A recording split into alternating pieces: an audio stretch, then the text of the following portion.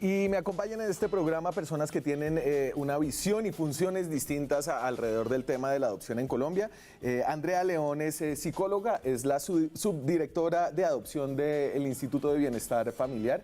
Andrea, le doy la bienvenida y las gracias por estar aquí para explicarnos cómo funciona eso. Y también tengo esta noche a dos mujeres que han tenido experiencias distintas con el ICBF y con la posibilidad de adoptar a un niño colombiano.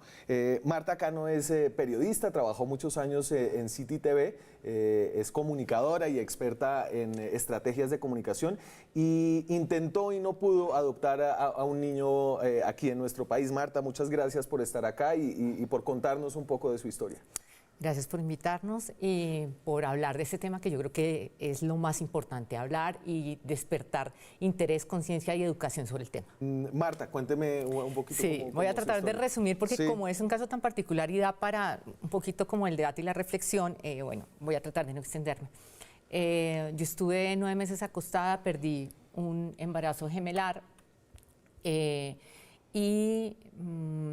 bueno, después de 8 meses más o menos, mi compañero y yo teníamos una relación estable como de 7 años, nos acercamos a un primer proceso. Entonces hicimos como todo el ABC. Yo soy periodista especializada en salud, sexualidad y género, hago asesorías con entidades del Estado y hago muchas asesorías con psicólogos y fundaciones de tal suerte que tenía una serie de elementos a mi favor.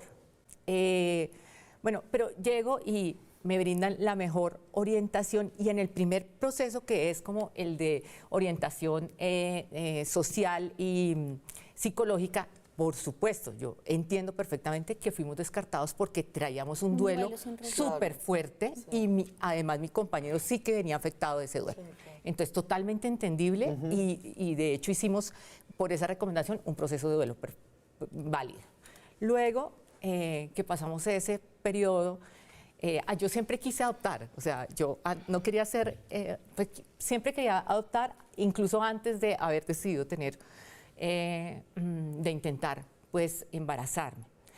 Y en el segundo intento lo que pasó ahí sí cruza por lo particular, y es que cuando nosotros perdimos ese embarazo fueron unas circunstancias bastante fuertes y dolorosas, y resulta que lo que yo primero hice cuando me paré, porque además de perder el bebé en el embarazo, me hicieron una ruptura del músculo recto abdominal y mandaron otros 3 meses a cama, o sea, estuve 1 año acostada. Lo primero que hice cuando yo me paré fue entregar todas las cosas de mi niño. Y digamos que en esa investigación periodística que yo también hice, establecí que en el hospital de Suba dejan muchos niños, lamentablemente, abandonados. Y entonces hablé, eso hace años, ¿no? Hace como 4 años. Con la trabajadora social en ese momento, y ella muy querida, se hizo muy cercana a mi ex compañero, y mi ex compañero le contó mi historia, que bueno, nosotros habíamos tenido un embarazo gemelar, y cuando llegamos resulta que la trabajadora social, en un acto de generosidad y de humanidad, pero un poco de desconocimiento, nos presentó a 2 niños. Ahí empieza mi historia muy particular. 2 niños abandonados en el hospital de Suba, mellizos, uno murió, una niña murió, o sea que yo tuve un triple duelo. Obviamente cuando la directora del hospital de Suba de neonatos se enteró, pues ya regañó mucho a la trabajadora social, pero ya era tarde porque yo ya había hecho impronta con esos bebés y mi compañero. Entonces resulta que adicionalmente ese bebé que sobrevivió se llama JM, y JM y nosotros, o sea, mi pareja y yo tuvimos una historia amorosa y linda que pues todo mi círculo familiar y de amistad conoce, porque resulta que ese nene se fue a una casa de paso, a un hogar de paso, que además, por coincidencias del universo, lo que ustedes quieran llamar, estaba muy cerca de la casa de mis papás. Y cuando nosotros íbamos a visitar a JM en el hospital de Suba, él ya tenía asignado una mamá sustituta, y esa mamá se hizo amiga mía, y no llevando, obviamente no voy a decir quién es, no llevando las normas de papel que ustedes en el instituto imponen, con toda la razón que yo entiendo. Lo que yo creo que es que este no es un tema de papeles, este es un tema de historia, de vida y de humanidad. Esa señora trató hasta último momento de retrasar la adopción de JM para que fuera adoptado por nosotros. Entonces, en la segunda ocasión que nos acercamos a cumplir esos protocolos, nosotros queríamos adoptar a JM. Sí. por supuesto, la respuesta en ese momento... Usted no puede adoptar a este niño en Usted no, particular. pero con razón, o sea, yo entendía en ese momento como que me decían, los niños no son de catálogo, en ese momento ¿Por qué como no hay que... adopción? Hay muchos otros países que permiten que se hagan adopciones directas. En Colombia no, en razón precisamente a la cantidad de niños que hay y de alguna manera si se hace así se vulnera el derecho de los Quiero niños. hablar de Sí. eso, Ani, porque no quiero hablar como periodista, sino como persona y un poco reflejando los mitos y falsas creencias que tiene la gente. Entonces, efectivamente, por un lado, uno piensa que hay muchas taras del instituto para adoptar. Estamos aclarando eso y yo misma tengo que decir que también fui un caso particular, estuve malas en la tercera ocasión que me acerqué, cambiaron la psicóloga y efectivamente hubiera podido seguir el proceso, pero mi compañero como que estaba tan cansado que dijo, no más, no quiero adoptar, no más, y bueno, fue una decisión que nos cambió la vida a los dos, ¿no? Finalmente también nos separamos, entonces digamos que es un tema de muchas repercusiones a nivel social y afectivo. Pero también hay otros mitos, como que, y hay que mejorar unas cosas también en esa tramitología, porque sí, efectivamente hay cosas que se podrían superar o facilitar. Pero también está la gente que cree que entonces solo un niño de 6 meses es, por decirlo de alguna manera, pues... Tabula rasa. Exactamente, o controlable, o que no, o que sí no voy a saber que el niño... ¿Qué historia tuvo? Ese tipo de mitos sí que afectan.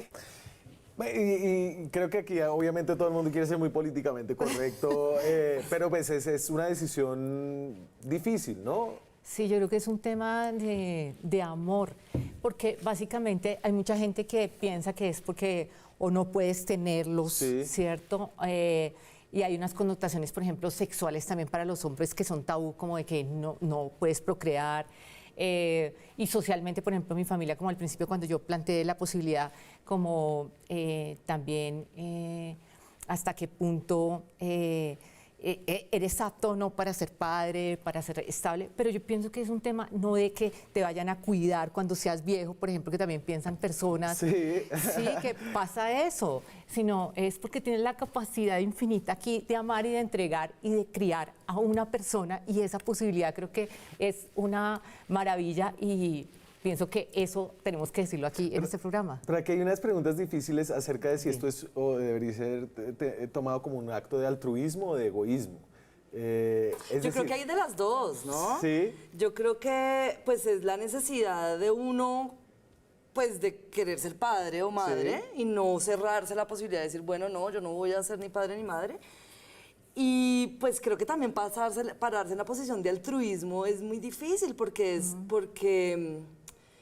porque realmente el que le está trayendo cosas a uno es el niño o la niña. Sí, yo abogo por lo general y es que sí, yo pienso que en Colombia se debe hacer una reestructuración más al estilo europeo, no al estilo americano, pero sí al estilo americano. ¿Y qué es cómo? Que es una adopción más abierta en la que en la que el niño puede tener contacto con la mamá y que uno puede tener... ¿Con la mamá biológica o con la familia biológica? Sí, pues lo hablo por el caso particular que nosotros vivimos y porque existe una facilidad y porque se ha visto, digamos que en esos países, que funciona y que es viable. Yo entiendo que eso es un tema muy de fondo, de ley, de papeleo, pero quiero dejarlo de manifiesto, porque hay muchos casos así. Pero ya en el detalle pienso que hay una cosa súper importante y es que como a veces no necesitamos educación, sino reeducación. Y en el Instituto de Bienestar yo pienso que, y en las zonales se tienen que capacitar para hablar más de las facilidades y no de los problemas y de las complicaciones. O sea que hay que ahondar en eso, porque voy a dar un ejemplo chiquito. Cuando estamos en la tercera llegada ya para adoptar, mi excompañero es una persona rubia, con fenotipo rubia, y el niño que queríamos adoptar, JM, es un chico moreno. Y entonces, como que ellos nos dijeron, obviamente por los estereotipos sociales de Bogotá, como ustedes van a tener muchos problemas de entrada.